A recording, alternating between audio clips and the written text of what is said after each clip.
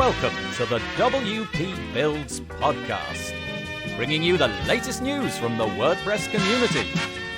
Now, welcome your hosts, David Wormsley and Nathan Wrigley.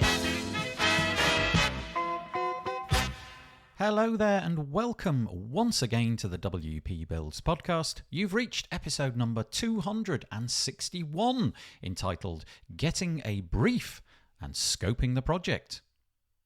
It was published on Thursday the 13th of January 2021. My name's Nathan Wrigley, and in a few minutes I will be joined by my co-host David Wormsley, because this is one of our WordPress Business Bootcamp episodes. In fact, it's in Series 1 and it's in Episode 3, which means that there are 2 episodes prior to this, but I'll tell you a little bit more about that in just a moment. Because first, the usual housekeeping. As you might imagine, we would love it if you were able to subscribe to our content so that each time we drop a new episode, you had it available to you in your inbox, if you like. And the best way to do that is to go to our subscribe page. That's wpbuilds.com/subscribe. Once more, wpbuilds.com/subscribe. Over there are a multitude of ways that you can keep in touch. There's our YouTube channel. There's links to our very friendly Facebook group. Also, links to our Twitter feed. But probably most importantly, there's a couple of email lists that you can sign up to right at the top of the page. 2 forms for 2 different types of content that you're going to receive. The first one is to do with the podcast episodes that we put out on a Thursday. That's the one you're listening to now. And we also record a live This Week in WordPress show every Monday, which is put out on a Tuesday. And you'll get that as well. Alternatively, if you want to find out about WordPress deals, I'm going to be making a bit more of an effort in the new year to find lots of WordPress deals. And there's a list just for that as well. So, whole load of things. wpbuilds.com/subscribe. If you fancy something a bit quirky, head over to this URL, and yes, it is a URL, wpbuilds.social. wpbuilds.social. Yes, that is a URL. That is a Mastodon install, which is an open source project, allowing us to emulate something like Twitter. It's a little bit quiet in there at the moment, but if you join, you never know, I'm always in there, and we may be able to strike up a conversation. So one more time, wpbuilds.social. If you fancy finding some deals, head over to wpbuilds.com/deals. It's a bit like Black Friday, but every day of the week. We've got tons and tons of WordPress products, things like themes, hosting, plugins, and blocks, all on there. And those deals never go away. Thus far, I don't think we've removed any. Perhaps we've removed one. I can't honestly remember. But it's a surefire way to save yourself some money. Go and check it out. It's searchable and filterable. And I think that rounds off the housekeeping for this week. So let's talk about what's going on this week. David and I are doing an extended episode series. It's called the WordPress Business Bootcamp. We're in Series 1, but we plan to do multiple series, probably 5 or 6. It's probably going to take us the entire year, and we've done a couple of episodes so far. We're still in Series 1, and this is Episode 3, entitled Getting a Brief and Scoping the Project. And so, as you might imagine, it is about those exact things. What do we do when we need to put out a proposal for a website? How do we get the brief? How do we work out what it is that we need to do? David and I discuss it from both our different perspectives. He's going for the agile approach. I'm going for the more traditional waterfall approach. So we have an interesting discussion about all the different things. Do we organize meetings? Do we keep it all in email? Do we tell them the way that we work or keep that a little bit secret? What do we do in terms of getting a possible budget for them and indicating the ways that we work? There's a whole load of different things that we might do, many, many ways that we might do it, and we have a chat about that on the podcast today. I hope that you enjoy it. Welcome to another in the WordPress Business Bootcamp series. It's a series where we relearn everything we know about building WordPress sites and running a web design business from start to finish. The premise is that we have our first potential client, who we're calling Miss A. All we know about her is that she's a lawyer in a large city. She's asked a mutual friend who thought of us. We have few skills, no business or processes in place. She has no previous website or branding or copy. And Nathan and I, as we go through this series, will be taking different routes to to get our business going and our website up and running. So we are presently on season 1, which is the season before we build. So it's the before build season. So I'm not explaining that very well. And we're on episode 3, which is about getting a brief and scoping the project. So Nathan, shall we just quickly recap on where we're up to so far? Yeah, I guess the idea is that you're taking a different approach to me, and I'm going more from the traditional kind of waterfall model. So I've got a fixed price. I'm going to talk with the client and try to figure everything out before I begin the build, give them a contract, give them a proposal, those kind of ideas, and then just sort of build the website, hand it over, and see where we go from there. But the idea is that I get everything scoped out right from the outset. Yeah, and I'm going for, which is kind of new to me, and this is where I'm learning. I'm going what is kind of known as the agile approach, where we don't pretend to think we know how the project's going to go. So we kind of make a start on it, maybe with the aim of delivering some kind of minimal viable product, which just could be a landing page, and then we'll take it from there in iterations of work as an ongoing thing. So that's the approach I'm going at with this. Yep. Sounds good. So okay. What is this, episode 3? And the intention really here is we're talking about getting a brief and scoping out the project. That's the intention of this one. Yes, exactly. So we haven't even made contact with our person next. So our problem is, we need to make the next step. We know that they're interested. We'll assume that they've sent us a quick email saying, we know blah, blah, and we hear that you could help us with a site. And that's all we know. So we've now got to start moving it forward to find out, what we've really got in terms of work, so we can then think about what we'll be talking about in the next episode, which will be the agreement and the payment plan and all that kind of stuff. So we're really talking about how we're going to do our communication and how we're going to find out what the scope of this project is, what we're taking on, what works here for us. Yeah, we spoke quite extensively about what we were going to do today before we hit record, and one of the real key takeaways from me is that my own age and life experience has a real bearing on this. And what I mean is, I think depending on, let's say that you're very young, you're 18 or something like that, and you're new to the workplace, I think this whole conversation could be completely different if you're that age, or let's say that you're in your 50s or something like that, and you've been in work and you've seen scoping documents and proposal documents, even though it's got nothing to do with websites. You probably run across these things just by having people into your house to do the painting and decorating. They've probably given you some kind of proposal. But up until the age of 18 or 19, I'd probably never seen one of those kind of documents in my life. And so I think it really does depend what your life experience is, how this whole conversation would develop. I think so. And also, I think, if you're new into it, which we are supposed to be, or at least putting ourselves in those shoes, I think certainly for me, I felt the pressure to need to know how to do things. When somebody asks me for an invoice or something, I'm scared to death. What does everybody else submit? How pretty is it? But do you know what I mean? Everything. Yeah. You get really tied up in being conscious of how you're not a professional yet and comfortable in your own skin. So I think this first contact is always the trickiest thing. Shall we just talk about how we're going to do it? Because you and I might do it slightly differently anyway, as it stands. So that emails come in. So what's going back from you to them? Okay, so I'm going to have to take this from the position of where I am now, not probably what I would have done as a 20-year-old. Honestly, my first job these days would be to get that person on the phone. No matter what I do, I want to get that person on the phone because I feel that I do a better job talking than I do writing. One of the things that I learned early on is that essentially I can achieve far more in the 3 minutes in a phone call than I can with the 15 rounds of emails. I get an email and then I have to reply to that, and then another question comes in and I reply to that. And I find that in most cases, just the process of talking gets over that hump. It also establishes a real rapport, I think.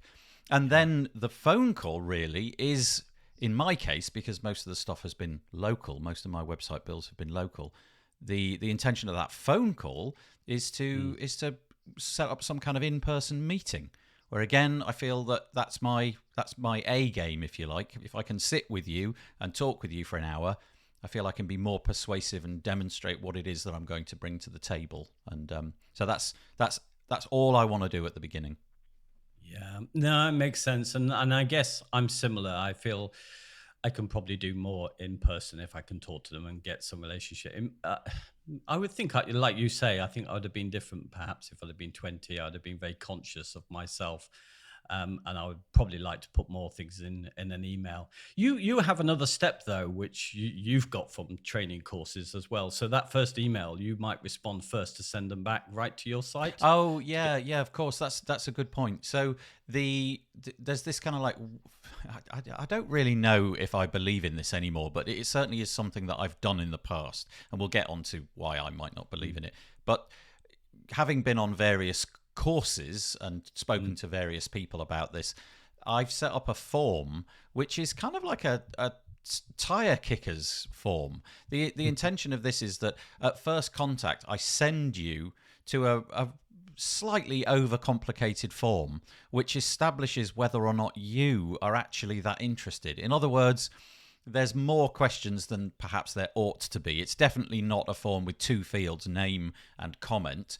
This has got all sorts of information about, what is it you want to achieve? Do you have your branding stuff in place? All of that. And it probably takes about 8 to 10 minutes of hard work filling it out. But it also sets up the pricing expectations. So it demonstrates clearly that in my case, there's no point in trying to pursue this if you've only got, let's say, £200 for want of a better word, because it says what's your budget and the minimum figure is in excess of that. And the more that I've done that, the less I believe that's a good idea, because, well, do you want to explain your thoughts on that first? Yeah, I guess so. I mean, I've moved away from it. I mean, I've heard the same advice from multiple places, and I can understand it going back. I think maybe going back a little while, it was easier to get clients. There wasn't the page builders hadn't taken off, so more people needed our skills. And I think, we were in a profession where we're not the best business people on the whole. We tend to be creative, so we do this stuff, and then we kind of get abused really by people not. And the idea is to just kind of raise our game a bit, stop going down to the lowest figure and, set some high expectation for your value of the job that you do. So I understand it, getting rid of those people or setting an expectation. But what I've found myself is, because I don't get those people, and I feel like I've kind of turned people, I think, into tire kickers through my conversations by giving them reasons to be apprehensive. All the kind of reasons we talked about in that series we did ages ago about watertight marketing, things that can get in the way of them saying yes. So now I'm flipping it and saying, okay, we'll just have the chat. And then because of my agile approach, I'll just say, well, let's just start. We don't know how it's going to work out, and we'll go with your lowest risk thing, even if that's just a landing page. So, and what I think is, what seems to be the case is that the people who might have been weeded out because it's, I don't know, just over $2,000, and they did think it was just a few hundreds, will probably spend that $2,000 because they'll upsell themselves, because they just didn't know at that point what a website meant or could mean to their business. Yeah, I completely agree. And that's why that modus operandi feels, to me at least, like it might not have legs in every situation, because certainly some of the clients that I've worked with best over the years, if I'd have put them through that form, probably wouldn't have got through it. I literally wouldn't have heard from them. They would have got halfway through it and just thought, oh, forget this, and just shut the website down, and that would have been the end of it. So I can see that it's definitely got some utility, but it also puts a fake barrier in the way. And for want of a better word, like you say, tire kickers. Well, maybe the tire kickers are just tire kickers because they don't actually know what they want. It's not because they're not good for you and they won't provide you with income over the years. It's just that they're really not sure what they want, and they just want a bit of advice. And putting up that barrier kind of pushes them away. And so I'm not 100% certain if that's the best way to do it. Does it work? Yes. Is it always best? I probably think these days no. So there's something to be said for that. Yeah, and I think time has moved on, and I think this is why it's good for us to reevaluate, because Also, back in those early days when I think people were saying get rid of the tire kickers because of the circumstances there, we hadn't really got used to the idea that we would be selling ongoing care plans, because we needed those because of the licenses of page builders and stuff. In the early days of WordPress, it was all kind of pretty much lifetime deals or no licenses at all. So you didn't have that to consider. And I think now our models have changed. Like my model's changed to almost a hosting business, really. That's what brings the money in. So I do, those people I wanted to exclude will be long-term quite profitable for me without much work. Yep. So it changes because of, I think the technology's changed and what clients want has changed, and what we can offer has changed over the time. I think it's quite a beguiling thought, though, isn't it? The idea that you'll put this form up there and you will weed out everybody who's going to waste your time. Whereas, really, I think you could probably figure that out in 2 minutes in a phone call as well. So I think that will be my ongoing approach, is just to try to talk to people. You'll very quickly figure out if they have no idea, if they're just kind of browsing around, really, akin to going into a shop and just picking things up and examining them and putting them down. There's that whole process, and making yourself available. I think certainly these days, everybody can put up a form, but how many people are willing to get on the phone with you and chat things through with you? Maybe that's going to be the difference in the future. Yeah. I mean, I guess there's going to be some businesses out there, definitely, because, it's obviously going to be a case. Bigger agencies than us will need to have, 20K or something, because they've got a staff team of developers or something with 6 people. And you can see under their circumstances, they do need to weed that out, because there's no point, But yeah, for us, I think you've really got to think about whether that's going to work, long term in your favor or not. So I would say, for this mystery person who's coming through the door, Miss A, though, it is you've got to do some sort of qualification, though, right? Even if that's just talking to them on the phone and asking them things about their budget. We'll get onto that in a minute, but you've got to have some process. You can't just jump on board of every single person who communicates with you and start building their website. There's got to be some process of figuring out what the scope of work is. So anyway, let's delve into that more. Yeah, let's do that. But just one question for you. Do you think you like to get on the phone, or you give time to people a little bit because of the fact that you're local? Because even if they're not going to be the right person for you, the fact that you've engaged with them and they know who you are, they might pass on your name. Yeah. I mean, that's definitely happened. In fact, I would say that's a great revenue stream for me, is people just phoning up and saying, oh, I heard about you from... And actually, it's curious. I don't know if when you were living in the UK or where you are now in India, I don't know if you do that, but I often will begin conversations with people who I've never spoken to before. The first words which come out of my mouth are, oh, a friend of mine, such and such, told me about you. And I use that as a tool to sort of make them aware that I know that they've done work for people that do you know what I mean? That you're sort of establishing this circle of friendship. And that's definitely happened to me, in that people have phoned up and said those words back at me.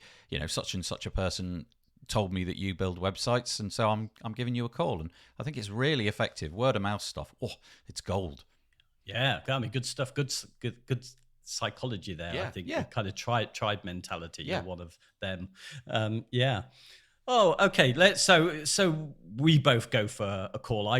My thing is that I just try and just say, let's just book a chat, and then I send them to my chat thing where they can book it, and then I'll have an online chat, because I can't see people in person. My clients are thousands of miles away from me. So do you do like a Zoom call though, where you show your face on camera, or is it like just audio? Or I mean, I put the link there, says they don't have to show themselves if they don't want, but I'll be there on camera myself. So I don't know why I think that showing my face is a thing that's going to aid the process, but I do, No, I think it does. I think it really helps. Honestly, I think if you just do audio, that's one thing. You might be really good at that, but I don't think there's any downside to coming on camera. I mean, obviously, if you are, if you are living in an environment and you're showing that you're incredibly untidy and messy, and you've clearly got a room where there's just debris and detritus everywhere. Maybe not.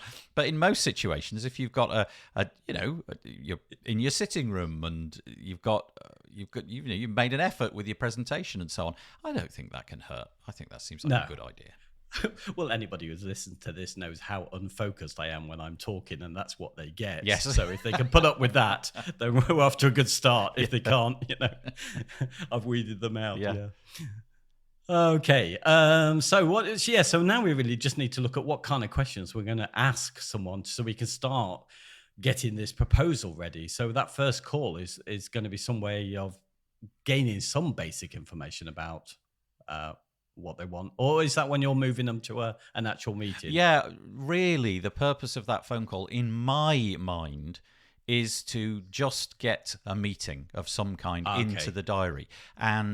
But inevitably, that first conversation does go in all sorts of crazy directions, So they might ask me about how much I charge. They might ask me how many people work with me and all of those kind of things, and how many websites I've built, and can I show them, different websites and so on and so forth. But my intention really is just to, essentially, I use a bit of a script. I don't have it written down, but it goes something like, I'd love to chat with you about this some more. But I feel that the best way to do that is if I come over to your office, I'll bring a computer. We could sit down over a coffee. Maybe it'll take half an hour, 20 minutes, something like that. And I'll just show you what I can do for you. And that's essentially what I'm trying to get out. And I can't even think of a time when somebody said, no, that's weird. I don't want to do that. Usually that works very well for me.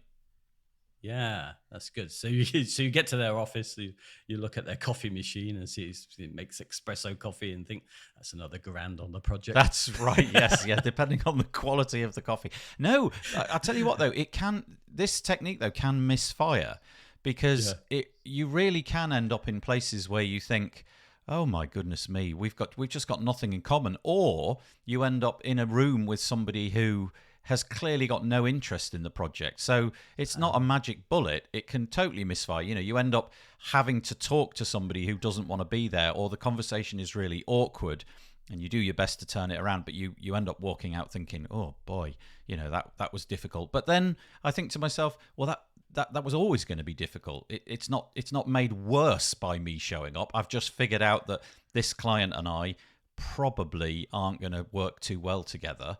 And you have to make judgments beyond that. Hey, with your phone call, do you kind of work out who you're going to meet and what responsibility do they have? I mean, you always pick, like I do, one person to work with on a project. Yeah. So do you find out at that point what their responsibility is, or do you just kind of wing it? And well, work it out I ask that in that meeting, anybody. So in the end, when the project goes forwards, I want one person, because I just find that that's way more straightforward. But at the point of meeting, I would like anybody who can either move the project forward or shut the project down. I want all of those people in the room.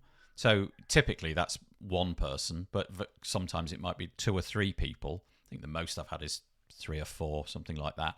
And I just would like them to be there so that everybody knows what they're getting themselves in for. Yeah.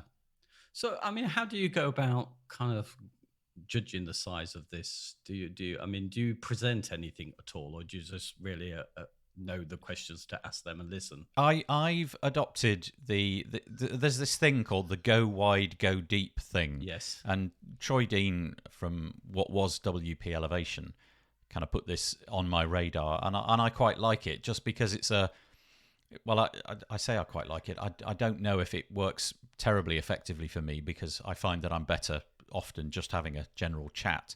But the intention of that system, and you can Google it, Google WP Elevation, go wide, go deep. The intention of that is just to sort of drill down and keep asking the question, well, why? Why do you want this? Why do you want this? And then for every response that they give, you ask another question until eventually you dry up. There's nowhere else to go. And hopefully at that point, they've delivered to you the crucial kernel of what it is that they need, whether, I don't know, we want to sell more widgets, or we want to rebrand, or we're having a complete we're moving all of our offices to a different city or whatever it might be. The intention is to drill down to that. So yeah, I've used that in the past. I think you have too, have you, or not? Well, I've listened to that stuff, and it's not that dissimilar from what a lot of other people who run these kind of courses to help you sell your services do. Chris Doe is another one who, trains people how to talk to the clients to find out what it is that they want. But all of them tend to be coaching it in terms of what their business needs from and what you can deliver to help their business grow more, to get obviously the value pricing that most of those prefer. So I haven't really, because I've seen people shut down. We had a friend of ours who was shut down by all of his target market for trying to do that, because they guessed what he was trying to do. He was trying to find a route in to offer more than what they wanted. As far as they're concerned, they wanted a pretty website. They didn't see it as their place to start helping them with their business aims. So they were cutting them off prematurely. So I've always avoided it, really, even though I can see the sense in it. And depending on the type of business you have, I can understand why, it can be useful training for people. But for me, because of the clients that naturally came to me through my colleague were a lot of local tradespeople, they were barely understanding what the web could do for them, So no, I didn't go that route. I think this is a really interesting conversation, because it does bring up all sorts of things, and I think in the absence of any idea of what you're doing, so if you are literally doing this for the first time, like we're imagining we are doing, having some process in place, some system, and in this case, the go wide, go deep system is a good idea, because at least you're walking into the room with a sense of, okay, my purpose right now is to follow this plan, and that's nice and reassuring, because if you go in there and you've never done it before, and all you end up doing is having a general conversation, and I've definitely done this before at the outset, just essentially have a conversation like you would do down the pub, in the hope that something productive will come out of it. And it hasn't, because I didn't steer it. And you end up walking out of the premises and you're thinking, what just happened? I don't even know what was the purpose of that. And it was because I didn't take the lead. So I think there is utility in having a system like that at the beginning. But I'm sure that as you develop in the role and you've done it more and more times, you'll figure out, actually, that isn't working for me, or you'll perfect the system or drop it entirely and come up with your own system. But I think at the beginning, in the scenario that we're talking about, having some system is probably quite reassuring, and it gives you a purpose going in. And honestly, it will allow you to sort of direct the meeting and make sure that nobody's wasting anybody's time.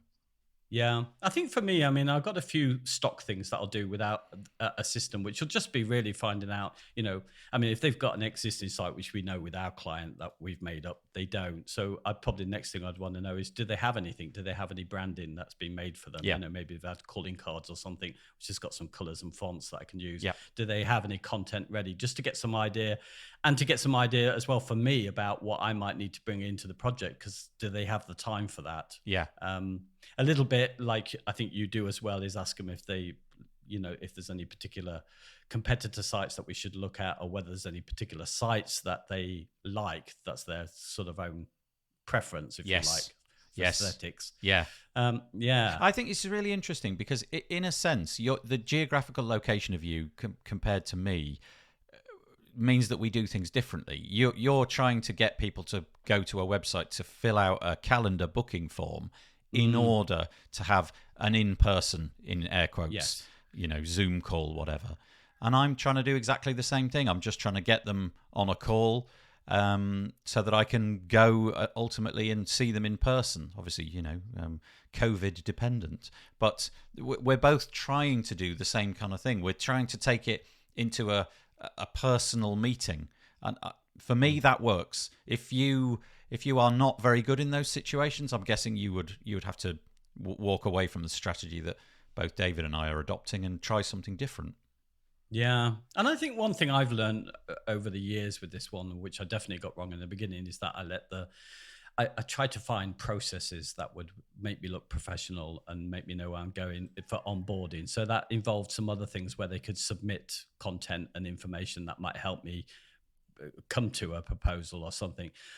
But I just realized that people are just people, and you kind of have to adjust to them. So in some ways, the having a chat with them can work in your favor, because at least you're kind of bending to who they are. Where I think, it can be a real disaster if you try and, as I constantly say, this one kind of bang square pegs into round holes with people. They're going to give you the information one way or another, and you might have to have a roundabout conversation. For me, though, this one, the proposition, and the next episode when we talk about contracts, puts the pressure on your model, not mine, because mine tries to skip that altogether. With saying, I'm saying, for me, the big key things for me are, look, I have a page builder here, and I'm quite happy to help people if they want to save on spending money on what I can do. If you've got some skills and that you can do some of it yourself, you can add in the content and get used to it.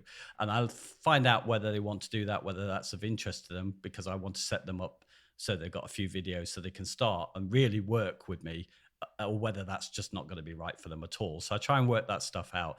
But usually I'm saying, look, this is what I need to explain to them is that I want to save them money. And I think neither of us, if we're honest, will know where we're going. So why don't we just start on this thing to start with and see how it goes? And that might just be a landing page to get something up there, which will work as a site. And then, if it carries on and you're happy, you book me again, and we carry on and we get the rest of the site done. And we book it until you're happy. I mean, it really does stand in stark contrast to my methodology that I'm adopting for this series, because I'm all about trying to figure out everything at this point. I'm trying to work out exactly what they need, how many pages, how many custom post types. I need all the images and the assets and the copy. I need all of that stuff up front so that I can accurately predict how much it's going to cost, which was obviously, the subject of a different episode. But completely different. I need to work really hard in that meeting, to the initial meeting where we're trying to figure out what's going on. I need to work really hard to ascertain exactly what they need so that I can walk away from that in the knowledge that I'm going to give them the right price that will be profitable for me and get the job finished. Do you ever get, with functionality, because that's usually the most difficult bit. Well, for us, the challenge is actually designing something, but but that's often the bit where it gets tricky.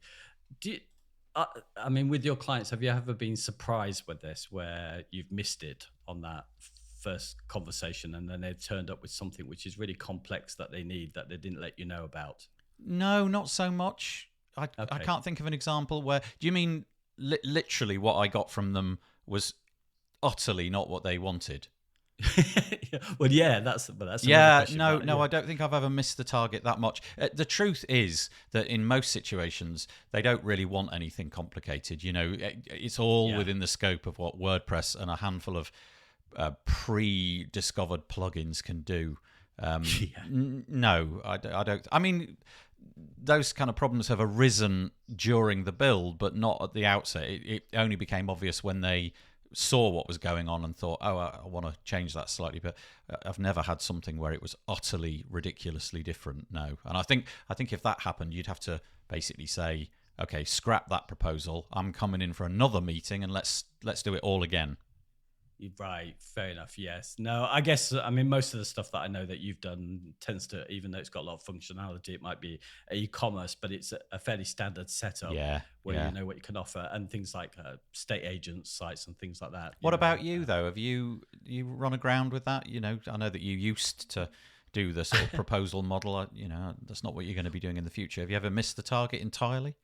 Well, I've kind of missed the target with my agile approach because I haven't fully. I took on a job which, at the moment, it's been it moved over to me, and it's been going on for a very long time. And they had a very clear vision, and they asked me, because they started doing it on Squarespace, with somebody else was going to add some code on it, and then they wanted to move it to me because this would be their 7th site for the same company. There are lots of different divisions. That's why they were doing it independently. So they brought it back to me, said, can I do this? Very clear they want this vision, very functional in terms of how images would open and display things, lots of JavaScript stuff. So I said, yes, I can do that. There's a few little things where you'll have to be aware of. I'm putting some custom code in, and it's a page builder, but it's gone through about, I think we must be on the fifth vision now. And some of the things they've been asking me, and I'm so grateful that I said, look, my skills are this. I'm an implementer who knows a bit of CSS, pretty good on that, pretty terrible when it comes to JS. If we need something else, we need to hire in if it has to be particular. And because I set that up front, it's not been too much of a problem, but it's not running the way that I would like it to run. I wouldn't do it again. Let's put it like this. Yeah. I would set it up in a different way because I'm not part of the process about why it's getting changed, the vision. Yeah, it's interesting. I think you grow into the ability to admit your limitations.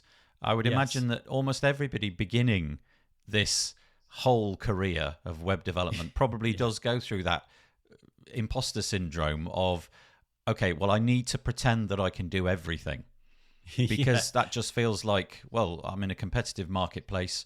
There's a whole load of people that will be quoting or proposing for this website. I need to be able to claim to be able to do everything.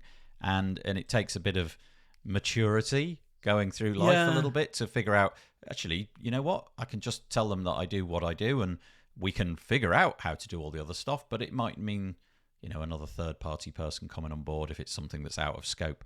But in your case, it's affordable. It's we're not charging big bucks, so that's what you get.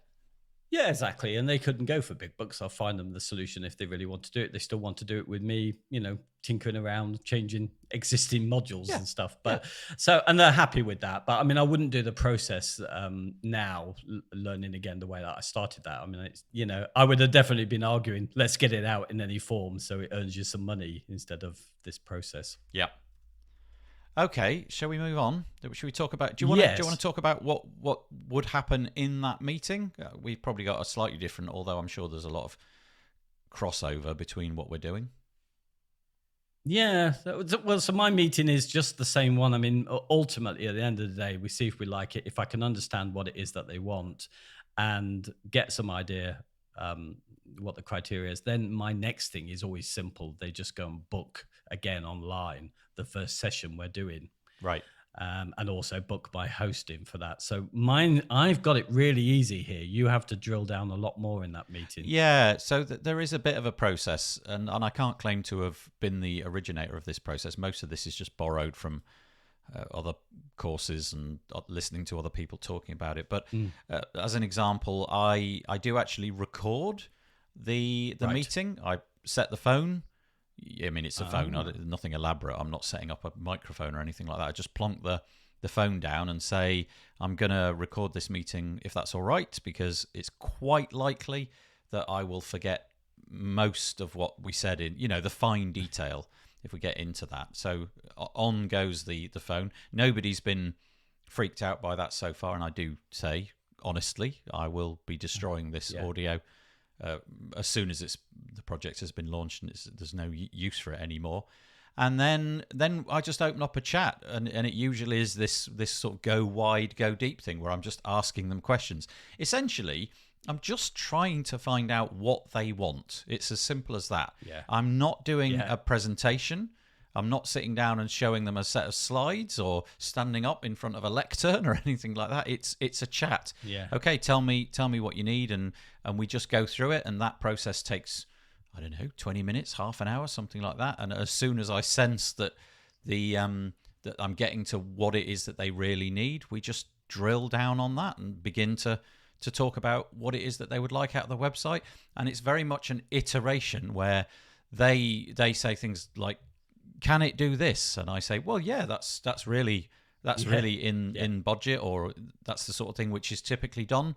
Or if it's pretty obvious that they've got no familiarity with the internet, they might be a casual user of websites, I feel it's my job at that point to inject, have you thought about this? Have you thought about adding this capability? Or what if we did it this way so that people could search for such and such a thing? So it's toing and froing between me and them. But I record it so that afterwards, if I've forgotten anything, and I'm taking notes, by the way, all this time, if my notes aren't up to scratch, or if I'm just scratching my head thinking, what did they say there? I've got a backup to go to.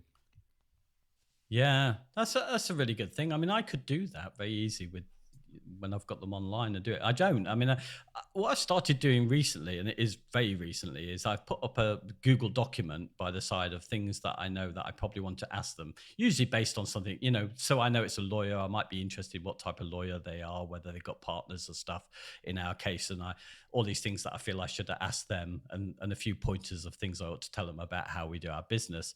And then anything they say, I kind of slot on my notes there. That's all it is. And sometimes that will form the basis of something I would just share with them as the first Google document. And a lot of, I'm really into that idea of keeping it simple. The way that you and I communicate is through a Google document, and it's quite effective. Yep. And there's no startup. Almost everyone's, got a Gmail account. So but anyway, the intention really is to sort of drill down and figure out what it is that they want. And at the end of that meeting, when everything's said and done, half an hour has gone by or an hour or whatever, my intention is to leave that meeting with the line, okay, in a few days' time, I will drop a proposal into your inbox. That's basically where I'm going next. After I've listened to them, I'm saying, okay, something will arrive, and I don't specify tomorrow or the day after, because I'm never quite sure that I'll get around to it as quickly as that. But the intention is to leave them thinking,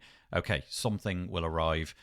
Look out for it in your inbox. I'm not doing typed up versions. I'm not printing this out. This is all going through email. I'm sure that lots of people will be actually printing it out on fine quality paper and handing it over, but that's not what I'm doing. Yeah. I mean, occasionally from these meetings, it's interesting because they've had a previous site before, and they've got different aims, and their site isn't doing very well, which is recent job. Now a third job for the same client, but I didn't know they'd set up these Squarespace sites elsewhere for different areas of the business that they do. And our conversation, I mean, I literally had to say, I'm going to have to think about what you're trying to do and come back. And it turned out that what we're now doing is an entirely different thing to what they were doing. They were kind of trying to sell different kind of installers of something in different areas. And now it's turned into a whole content marketing platform that we're building for them, because that would be the sensible way for them to attract people. Yeah. So it's interesting how some of these things can go. But yeah, you've got to scope things. So, I mean, what kind of things what do you need to put into your kind of document, your proposal? This is really interesting. Just before I get onto that, can I just sort of say it's interesting because my real intention is to leave that meeting and everything that I need from that moment on is tied up. But in the show notes that we shared, there's this idea of, well, what if you get home and you realize that there was something that you missed or something that you wish to ask? I don't know at that point what I would do, because I don't think I've ever had to do that. I would make the proposal based upon the meeting that we had, in the hope that I'd covered everything during that meeting. But if there was obviously something that, and I'm thinking, oh, darn, I didn't mention that or I didn't ask about that, I guess I would be back on the phone trying to organise just a quick telephone conversation to clear something up. But I don't know if that's something you want to comment on. Yeah, and also I was just, going back to our fictional lawyer. I think I would be a little bit more scared than I normally am. Because I mean, women tend to be more efficient than men in my experience in the workplace anyway. And I'm a waffler. And also, she's a lawyer, so she's kind of bright. So yes, time is money. Time is money, David. I know. I might have to sharpen up my skills a bit with her in mind, and put down a really good list. So, I mean, I think I'd be trying to establish a lot of things. If I needed to scope in your shoes, I mean, I would definitely be trying to get to whether it's going to need hiring in skills for this kind of thing. Yeah. And I don't know what else I would be. Yeah. I mean, fortunately, I can go. You would probably win this better than I will. I might have to go for Miss B. Yeah. I don't know about that. The actual proposal itself, do you want to get, are we at the point where we would talk about that document? Sure. My document follows a template, basically. I'm kind of filling in the blanks. I wrote it years ago, and I've just tweaked the language. And essentially, it does start out with a little bit of waffly nonsense about who I am. You know, Right. we've been doing this for such and such a number of years, and so on and so forth. Those kind of things, just to add a little bit of context. And then I'm right in on describing in fine detail. Essentially, I'm picking apart their project into sections that they can easily understand. So it might be things like, you know, setting up the WordPress website, preceded by getting some hosting up and running, and then we're talking about, you know, setting up possibly a wireframe. I don't tend to do that anymore, just because page builders kind of take all of that burden away. But getting something bare bones, making sure that we've got the right number of pages, and then moving on to the next stage. And I'm just blocking the project off into different stages, the final stage being handing it over. And then in the proposal further down, I will illustrate what the financial terms are. You know, it might be a 30-30, 40 split, or it might be a 50-50 split, you know, 50 as a deposit, 50 upon completion, and then sign at the end, and we're off. That's really all that proposal's doing.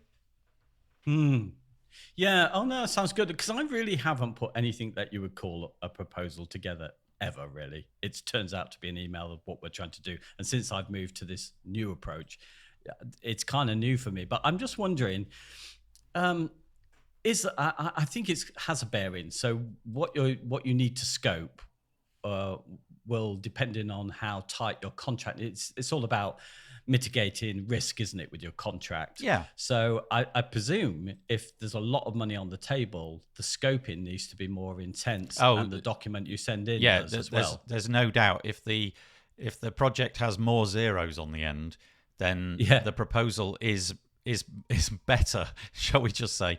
You know, I take more care in every word that I write. I might even, excuse me, you know, I might start to tailor the actual color scheme on the proposal so that it matches their branding. I might even go to the lengths of, I don't know, finding images off their current website and include those kind of things as kind of background images, all of that nonsense, just to make it feel a little bit more. And yes, I will go into much finer detail in terms of every single shred of the whole thing will just get more of my attention, because I feel it's worth it. I think you'd be mad to treat a proposal for £200 the same as one for £20,000. You just need to spend more time on it. Yeah, of course. But I mean, the next step is going. I mean, if they say yes to it, it's difficult, isn't it? Because when you put your proposal, it's a sales document, isn't it? And it's got to be attractive to them. It's got to, you know, they've got to think, yeah, you're the person to go with. But you've also got to set yourself up so when you do move to the contract bit, you know, you've referenced what you're talking about as well when you want them to sign that. Yes.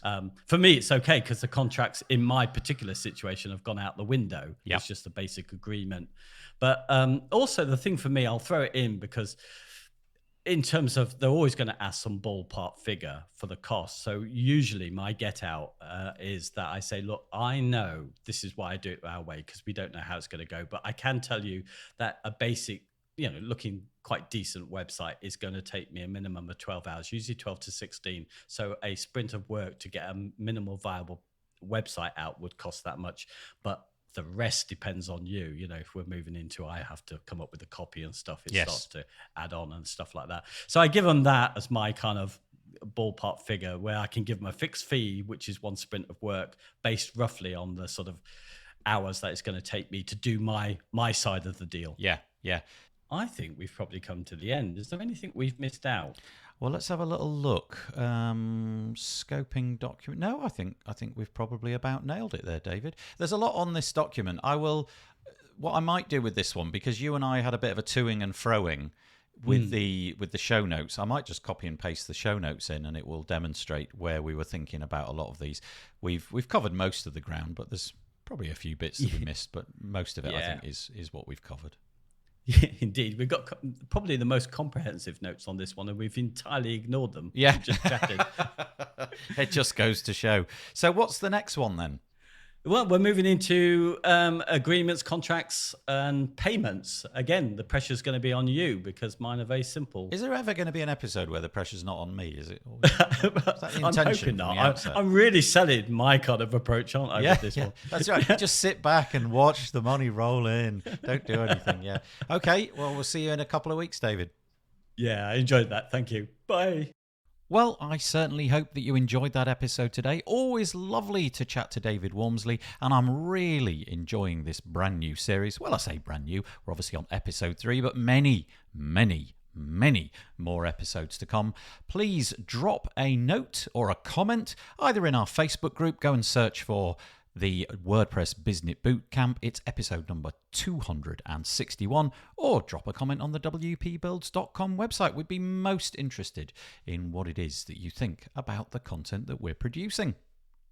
Okay, we will be back next week. It won't be David and I having a chat. It's most likely to be an interview. Don't forget, though, This Week in WordPress happening live on a Monday, wpbuilds.com/live. Alternatively, you can subscribe on our subscribe page and we'll keep you updated whenever we produce content. I hope that you have a lovely, safe week. I'm going to fade in some cheesy music and say bye-bye for now.